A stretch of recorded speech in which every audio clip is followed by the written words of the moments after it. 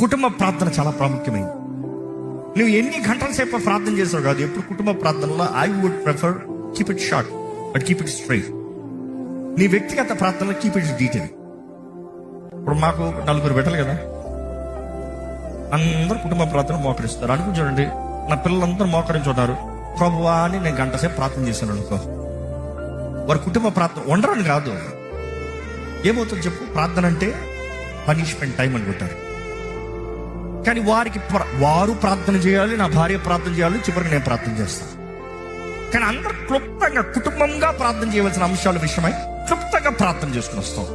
కానీ మొత్తం కుటుంబం అంతా కలిసి, ఇదిగో ప్రభువా ఈ కుటుంబానికి యజమాని నీవే, ఈ కుటుంబం అంతా నీ చేతులకు సమర్పించుకుంటున్నాము, ప్రతిరోజు ప్రార్థన చేస్తాం. దుష్టుడు మమ్మల్ని తప్పించు, ఏ చీకటి మా ఇంట్లోకి రాను, ఏ దుష్టుడు మమ్మల్ని ముట్టనవద్దు, ఏ అనారోగ్యం మమ్మల్ని అనవద్దు.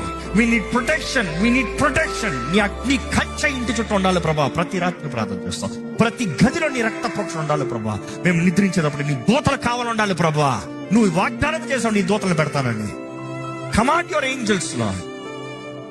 ఎంతమంది నిజంగా ప్రొటెక్షన్ కొరకు ప్రార్థన చేస్తారు?